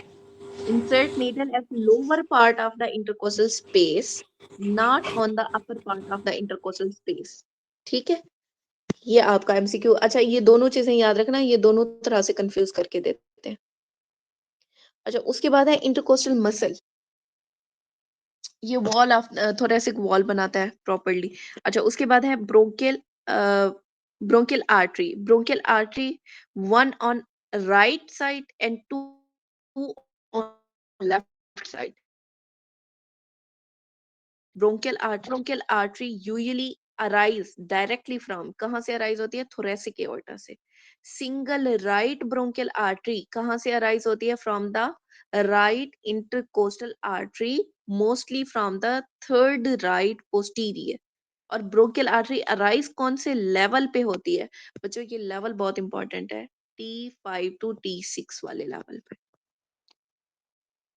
अच्छा उसके बाद है हमारे पास इंटरकोस्टल नर्व्स। इंटरकोस्टल नर्व्स जो हैं वो सोमैटिक नर्वस सिस्टम का पार्ट हैं जो कि अराइज होती हैं from the anterior rami of the thoracic spinal nerve from the T1 to T11, ठीक है, और सप्लाई करती हैं सब कोस्टेलिस मसल को। अब आपको रेमाए और मैटर के दरमियान में फर्क पता है ना, एंटीरियर रेमाए, ग्रे मैटर, ये सारा कुछ आपको पता है। अच्छा नेक्स्ट क्या है हमारे पास, The intercostal nerve are distributed chiefly to the thoracic pleura and abdominal peritoneum and differ from the anterior rami of the spinal nerve. Two anterior जो दो नर्व्स हैं, फर्स्ट टू नर्व, ठीक है, वो सप्लाई करते हैं टू द अपर लिम्ब को और साथ में थोड़े से थोरैक्स के रीजन को भी करते हैं। इंटरकोस्टल नर्व्स हम पढ़ रहे हैं, यहाँ से हमने स्टार्ट करना है, ऊपर वाला बेशक याद ना रखो, यहाँ से स्टार्ट करो। फर्स्ट टू नर्व जो है ना वो सप्लाई कर रही हैं आपके अपर लिम्ब को और साथ में थोरेसिक ब्रांचेस दे रही हैं थोड़ी सी, upper limb and thoracic branches. उसके बाद अगली जो चार है, नेक्स्ट फोर, वो डिस्ट्रीब्यूशन देती हैं to the wall of the thorax को। लोअर फाइव जो है वो किसे सप्लाई करती हैं, थोरेक्स एंड एब्डोमेन को। सेवंथ इंटरकोस्टल नर्व जो है वो टर्मिनेट कहाँ पे होती है, जीफाइड प्रोसेस के ऊपर। डर्माटोम लेवल कौन सा है ये, Ma'am. T7. 7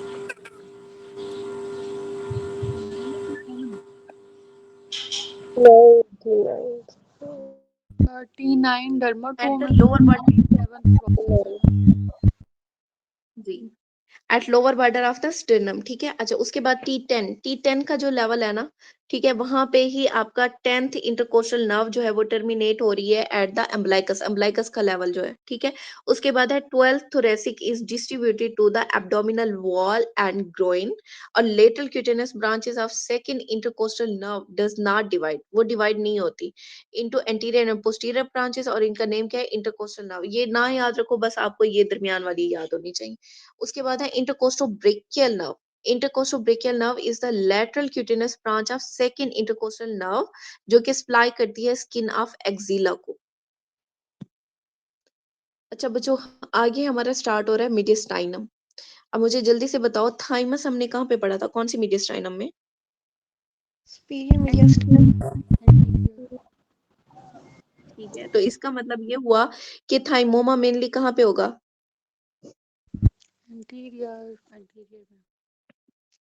इंटीरियर में। जो थाइमस है ना, वो होता है दो जगहों पे। आपका सुपीरियर भी उसी में आ जाता है, एंटीरियर मीडियस्टाइनम भी उसी में आ जाता है। तो जो थाइमोमा है ना, वो मेनली आपके किस पे आता है?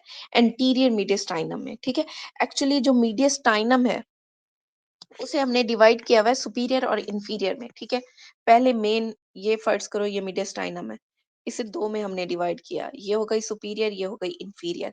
अब फर्दर इस इंफीरियर को जो है ना, हमने तीन पार्ट में डिवाइड कर दिया।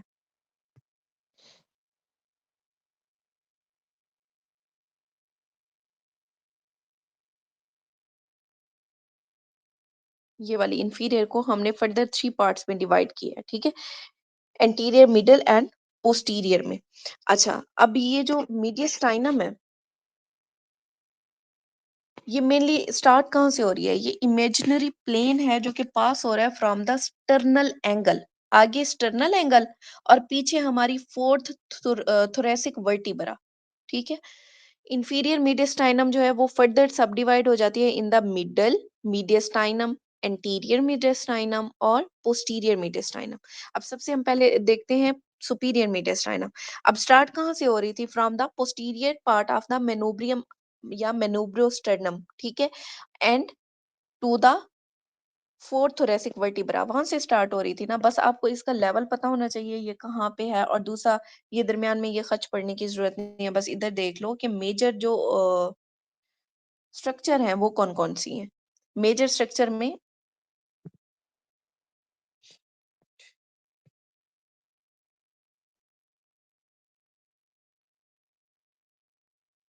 अच्छा यहाँ से मेजर स्ट्रक्चर कौन कौन सी पास हो रही है?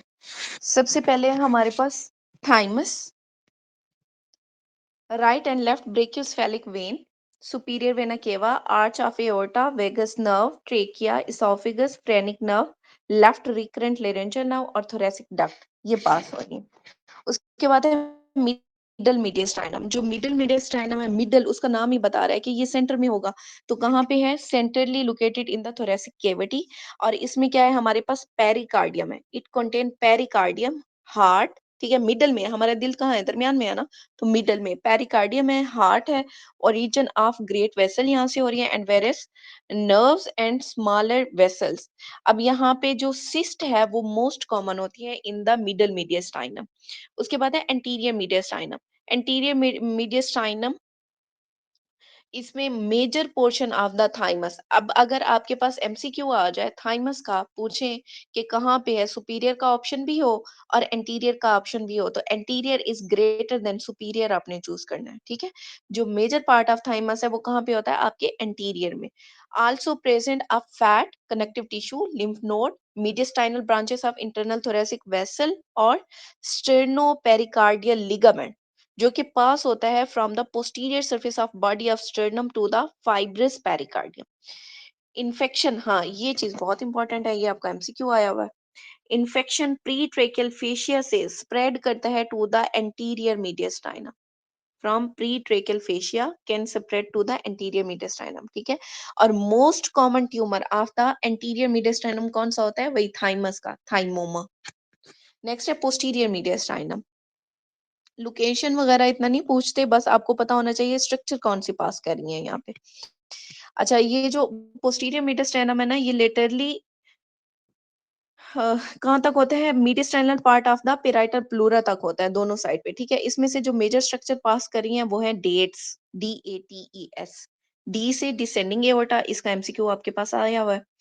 There 9 post intercostal branches, azygos and hemiazygos vein, thoracic duct, oesophagus और सिंपैथेटिक ट्रंक एंड गैंग्लिया। ये सारा कुछ कहाँ से पास हो रहा है? पोस्टीरियर मीडियस्टाइनम से।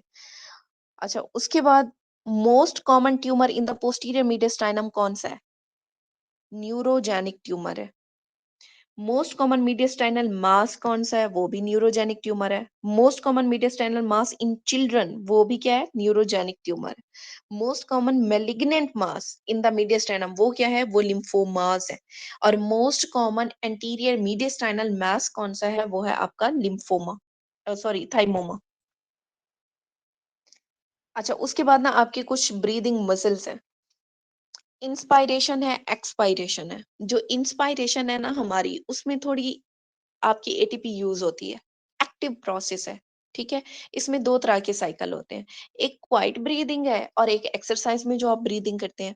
जो क्वाइट ब्रीदिंग है उसमें क्या होता है, आपका total 3 to 5% of the energy जो है वो एक्सपेंडिचर होता है, ठीक है। अब क्वाइट ब्रीदिंग में क्या होता है, आपका डायफ्राम हेल्पफुल है। Most powerful major inspiratory muscle कौन सा है? Diaphragm. Contraction of the diaphragm क्या करता है? इंक्रीज करता है वर्टिकल वर्टिकल डायमीटर, ये वाला वर्टिकल डायमीटर, ठीक है। और इंक्रीज करता है लंग की कैपेसिटी को बाय 2/3। अब एक्सरसाइज में क्या होता है, एक्सरसाइज में वो डायफ्राम तो काम करेगा करेगा, उसके साथ साथ दो चीजें और काम करती हैं, एक आपके एक्सटर्नल इंटरकोस्टल मसल काम करते हैं और दूसरा एक्सेसरी मसल काम करते हैं। अब जो एक्सटर्नल इंटरकोस्टल मसल है, उन्होंने क्या करना है, उन्होंने एलिवेशन ऑफ रिब्स करनी है, ट्रांसवर्स डायमीटर को इंक्रीज करना है और एलिवेशन ऑफ रिब्स करनी है, ठीक है। अच्छा, इसमें अक्सर एक सिनेरियो आता है कि एक बंदा है, उसका मल्टीपल रिब फ्रैक्चर हुआ है, लेकिन फिर भी उसका जो एब्डोमेन है वो मूव कर रहा है। तो वो किसकी वजह से मूव कर रहा है, क्यों ब्रीथ कर रहा है? तो वो मूव करता है due to external intercostal muscle. यहाँ पे देखने में बहुत आसान है, ठीक है, आपको लग रहा है कि नहीं वहां पे हम नहीं भूलेंगे, लेकिन भूल जाता है। तो मैंने इसे यूं याद किया था कि बंदा जिसका एक्सीडेंट हुआ है, जिसकी रिब फ्रैक्चर हुआ है, वो तो बेचारा नीचे पड़ा हुआ है, वो अपनी मदद तो आप नहीं कर सकता। इंटरनली तो कोई मसल नहीं आएगा, इंटरनल इंटरकोस्टल ये वो तो नहीं आएंगे, बाहर वाले बैरूनी मसल आएंगे, एक्सटर्नल इंटरकोस्टल मसल, ठीक है, यूं याद रखो। अच्छा, उसके बाद है हमारे पास एसेसरी मसल। एसेसरी मसल दो हैं, स्टेनोक्लीडोमास्टाइड मसल है और स्क्लेनाई ग्रुप है। जो स्टेनोक्लीडोमास्टाइड है, इसने क्या करना है, स्टर्नम को एलिवेट करना है, और स्क्लेनस ग्रुप ने क्या करना है, एलिवेट करना है अपर रिब्स को। उसके बाद आता है आपका एक्सपायरेशन। जो एक्सपायरेशन है ना, ये बड़ी मजे की चीज है, इसमें आपकी कोई भी एनर्जी खर्च नहीं हो रही, पैसिव प्रोसेस है, ठीक है। इसमें 3 साइकिल आते हैं आपके, एक है क्वाइट ब्रीदिंग, दूसरा एक्सरसाइज में, तीसरा elastic recoil of the lung, ये काम करता है, ठीक है। अच्छा, क्वाइट ब्रीदिंग में क्या हो रहा है, क्वाइट ब्रीदिंग में भी यही है कि नॉर्मली जो है, अब अगर कोई वर्कआउट नहीं कर रहे, कोई हैवी काम नहीं कर रहे, तो आपका जो लंग का इलास्टिक टिश्यू है या थोरेसिक वॉल है, उसकी इलास्टिसिटी की वजह से जो है ना, वो वापसी आप ब्रीद आउट कर पाते हो, ठीक है। अच्छा, उसके बाद एक्सरसाइज। एक्सरसाइज में कौन से हैं, इंटरनल। अब देखो, एक्सरसाइज कर रहे हैं आप, खुद अपनी व्हील से कर रहे हैं, तो इंटरनल इंटरकोस्टल मसल पुल करेंगे रिब्स को डाउनवर्ड एंड इनवर्ड। और एब्डोमिनल मसल कौन से, रेक्टस एब्डोमिनस, ट्रांसवर्स एब्डोमिनस और internal and external oblique muscle, ये हेल्प करते हैं इन एक्सपायरेशन। अच्छा, नीचे वाली चीजें पढ़ने की जरूरत नहीं है आपको। अब यहाँ पे आपने एक निमोनिक याद रखना है, dive extra AP. Dive extra AP. Dive, D I से याद रखो डायाफ्राम, वी से याद रखो वर्टिकल। डायाफ्राम ने क्या करना है, वर्टिकल डायमीटर इंक्रीज करना है। ई एक्स से याद रखो क्या, external intercostal muscle. External intercostal muscle ने क्या करना है, टी आर ए से याद रखो ट्रांसवर्स, ए पी से एंटीरियो पोस्टीरियर। तो एक्सटर्नल ओब्लीग ने transverse plus anteroposterior diameter increase करना है। तो आपके ये दोनों तीनों एमसीक्यू हल हो गए इससे। Dive extra AP, diaphragm vertical diameter increase करेगा, एक्सटर्नल इंटरकोस्टल ने क्या करना है हमारे पास, ट्रांसवर्स डायमीटर और एंटीरियो पोस्टीरियर डायमीटर इंक्रीज करना है, ठीक है। अब यहाँ पे देखो, vertical diameter increase by diaphragm, sorry क्या कहा, मैम आवाज नहीं आई। एक्सटर्नल जो इंटरकोस्टल मसल है उसमें ट्रांसवर्स भी करना और एपी डायमीटर भी करना, दोनों। हाँ, ट्रांसवर्स एंड एंटीरियर पोस्टीरियर दोनों करने हैं। ये आपकी ना एस के सीरीज में ये फॉलो किया हुआ है, आपकी रफी में थोड़ा आगे पीछे लिखा हुआ है, लेकिन एस के सीरीज में यही फॉलो किया हुआ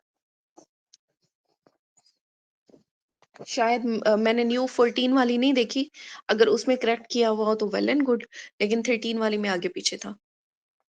अच्छा, नेक्स्ट है हमारे पास ट्रांसवर्स डायमीटर। ट्रांसवर्स डायमीटर में क्या है, ये बकेट हैंडल टाइप है और इंक्रीज करता है एक्सटर्नल इंटरकोस्टल मसल, मतलब external intercostal muscle transverse diameter को इंक्रीज कर रहे हैं।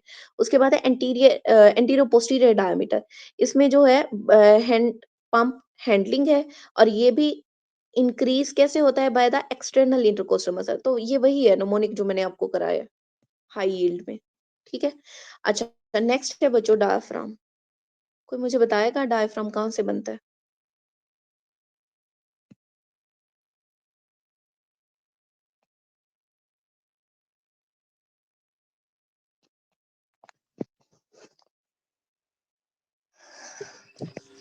Ma'am cervical somites. डायफ्राम के 4 ओरिजिन है। Cervical somites, septum, transverse serum.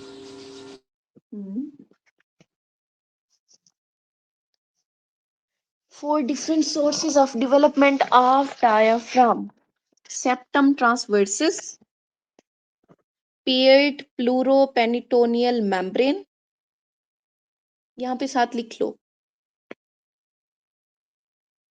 septum transversus, paired pleuroperitoneal membrane, dorsal mesentery of the esophagus, and body wall.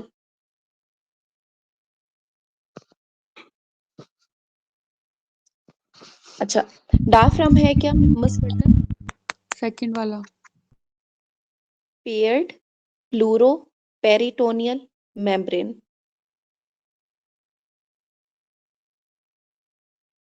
Dorsal mesentery of esophagus और body wall.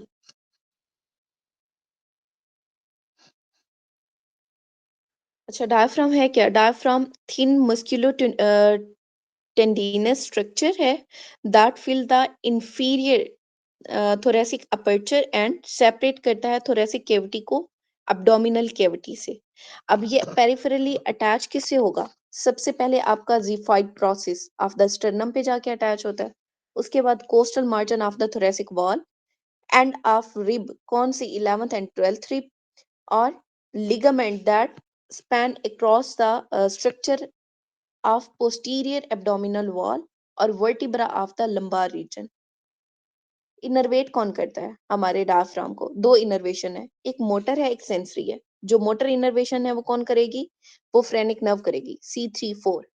और इसमें largest contribution किसकी होती है? C4 की। ये आपका एमसीक्यू। उसके बाद है हमारे पास सेंसरी। सेंसरी क्या करती है? Parietal pleura and peritoneum covering the central surface of the diaphragm are from phrenic nerve. और पेरिफेरी ऑफ द डायफ्राम को कौन करेगा? जो कि आपके लेटरल साइड पे जाके अटैच हो रही थी, लेटरल थोरेसिक वाल पे, तो थोरेसिक वाले लोअर 6 इंटरकोस्टल नर्व करेंगी। उसके बाद है वीनस ड्रेनेज। तो Venus drainage of the diaphragm जो है वो अपनी पैरेलल साइड की जितनी भी वेन्स हो रही हैं, गुजर रही हैं, उनमें ड्रेन करता है, जैसे brachiocephalic vein of the neck, azygos system of the vein, या फिर एब्डोमिनल वेन जिसमें लेफ्ट सुप्रारीनल वेन आएगा और इंफीरियर वेना केवा आती है। इसके बाद आता है आपके पास अपर्चर। डायफ्राम में ना 3 अपर्चर होते हैं, 3 सुराख होते हैं, ठीक है। उसे याद कैसे रखना है? Voice of America, voice of America, V, voice के वी से याद रखना है, वेना केवल ओपनिंग, ठीक है। तो उसमें क्या होगा? पास। अच्छा, इसमें ना यूं याद रखो, 1 मिनट, वॉइस ऑफ अमेरिका 8, 10, 12, ठीक है। वी से क्या है हमारे पास? वेना केवल ओपनिंग। वेना केवल ओपनिंग से क्या पास करेगा? नाम ये बता रहा है, vena cava, inferior vena cava पास करेगी, फ्रेनिक नर्व पास करेगी, ठीक है। अच्छा, इसे याद कैसे रखना है? इन्होंने बताया हुआ कि पिंट से याद रख लो, PIN 8, पिंट। 8 से मतलब जगह हो गई 8 वाली। अच्छा, उसके बाद P से फ्रेनिक और IN से इंफीरियर वेना केवा उनने का। अच्छा, उसके बाद है हमारे पास O। O क्या है हमारे पास? इसोफिगल ओपनिंग। अब इसोफिगल ओपनिंग से इसोफेगस तो पास करेगा, उसके साथ और क्या पास करेगा? लेफ्ट गैस्ट्रिक आर्टरी पास करेगी, इसोफिगल वेन पास करेगी, और साथ में वेगस नर्व। इसे कैसे याद रखना है? लव से, LOVE लव। ठीक है। L से क्या है हमारे पास? Left gastric artery. O से क्या है हमारे पास? इसोफेगस। V से क्या है हमारे पास? Vagus nerve. और E से क्या है? Oesophageal vein. अच्छा, उसके बाद है आपके पास ए क्या है? अमेरिका वाला ए। उसमें 12th के लेवल पे और वहां से आटा नुमोनिक है, ATA। आटा पास करेगा, azygos when, thoracic duct and aorta। Other structure which also passes through this opening. कौन सी? ये 12th वाली। ठीक है, तो वो कौन से हैं हमारे पास? sympathetic splanchnic nerve, superior epigastric vessel and sympathetic trunk। ये तीन वैसे इतने आते नहीं है, मेनली ये आटा नुमोनिक आता है इसका। अच्छा, उसके बाद है embryology of thorax and GIT। तो डायाफ्राम डेवलप कहाँ से हो रहा है? सेप्टम ट्रांसवर्सम से। कब? 8 to 12 वीक ऑफ गेस्टेशन। लेकिन अभी मैंने आपको चारों ओरिजिन इसके बता दिए।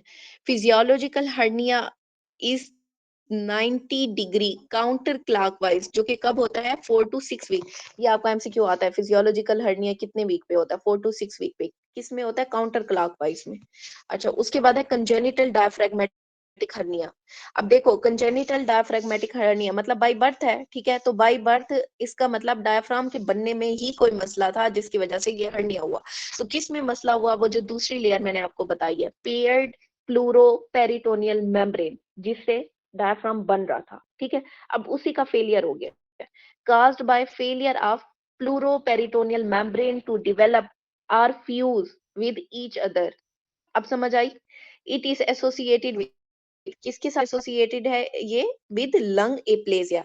अगर आपके पास कंजेंटल डायफ्रैग्मेटिक हर्निया हुआ तो उसके साथ क्या होता है? लंग एप्लेजिया भी होगा। ठीक है। Respiratory embarrassment is the key presentation of the empty feeling of the abdomen। ये नहीं याद रहा था कोई बात नहीं, बस आपको पता होना चाहिए ओरिजिन कहाँ से था और डिफेक्ट कहाँ पे था। अच्छा, उसके बाद आता है ये जो दूसरा हर्निया दिया हुआ है, ये कभी नहीं आया, हर्निया मुर्गैग्नी। देखो, मुर्गैग्नी हर्निया जो है, जाहिर सी बात है, ये जो फोरामेन मुर्गैग्नी है वहां से हर्निएशन होगी। ठीक है, और ये एसोसिएट किसके साथ करते हैं? With the lung hypoplasia. Next है हमारे पास डायफ्रैग्मेटिक इवेंचुरेशन। अब इसमें क्या है? इसमें अपवर्ड डिस्प्लेसमेंट हो जाती है एब्डोमिनल कंटेंट की, secondary to congenital thin hypoplastic diaphragm. मतलब हमारा जो डायफ्राम है ना, वो एब्डोमिनल कंटेंट को रोक नहीं पा के आप ऊपर थोरेसिक साइड पे ना जाओ। तो फिर क्या होगा? हमारा जो एब्डोमिनल कंटेंट है वो सारा का सारा कहाँ चला जाता है? थोरेसिक साइड पे, क्योंकि हमारा जो वो है डायफ्राम है, वो क्या है? बहुत ज्यादा पतला है।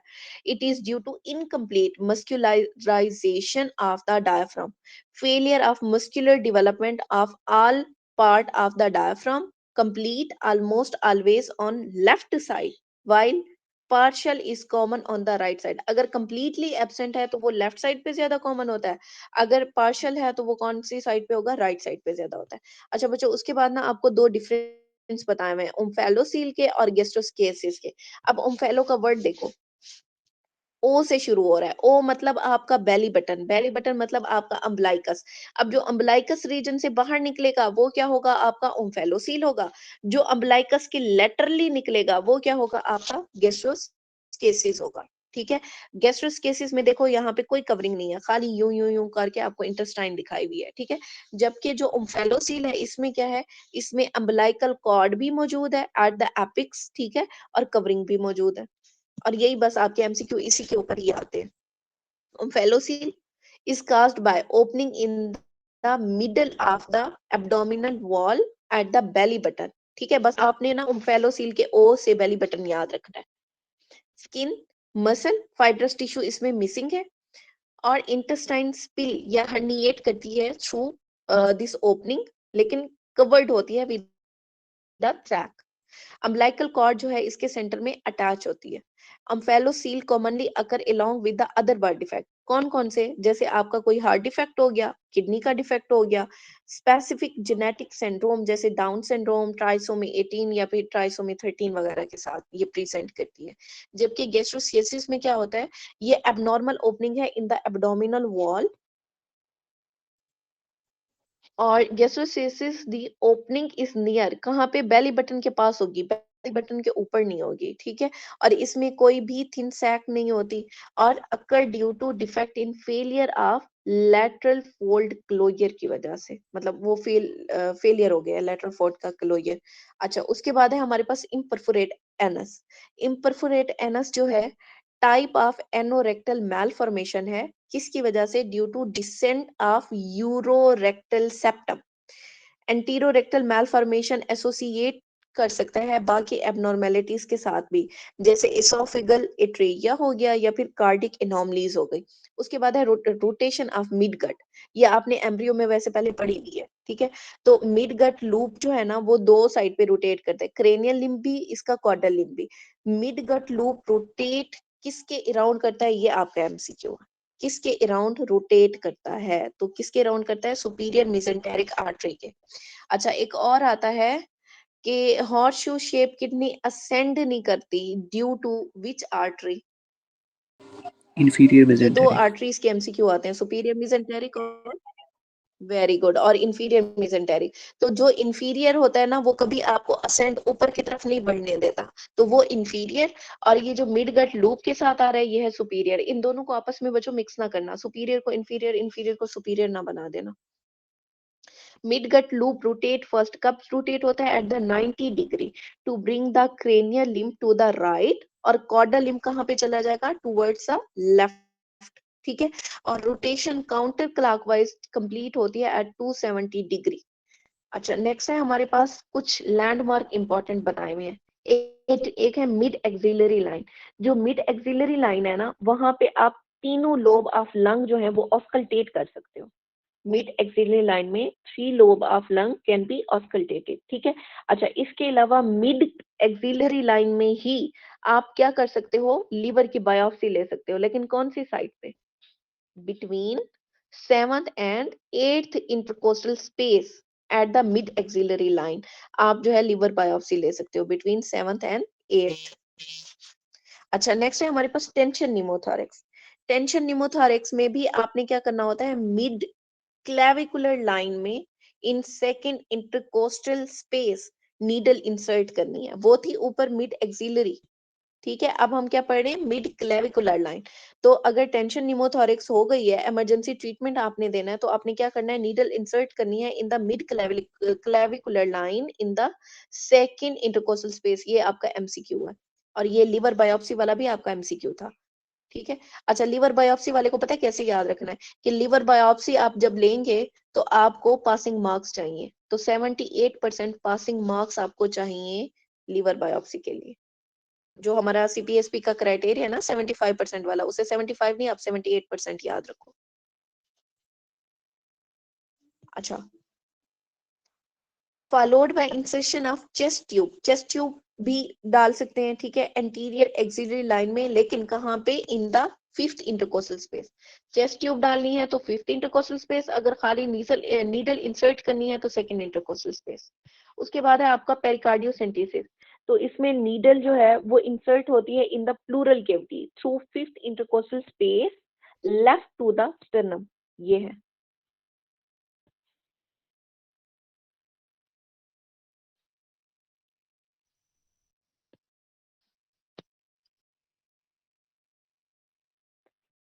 नेक्स्ट है हमारे पास हाइपर रेजोनेंट एरिया। तो हाइपर रेजोनेंट एरिया आपको कहाँ पे मिलते हैं, right mid clavicular line T2 to T4 level पे। Area normally resonant to percussion, कौन से हैं, 2nd to 4th intercostal space on the right side. और एरिया फ्रॉम द बैक अगर देखें, ये आपका एमसीक्यू है, फ्रॉम द बैक वाला, ठीक है, ये 3 to 8 3 पे, 3rd to till 8th। और जो निप्पल लेवल है वो कौन सा होता है, वो 4th intercostal space 10 centimetre from the mid line है। और ओब्लिक फिशर ऑफ लंग, ये आपका एमसीक्यू है, 3 T3 to T6।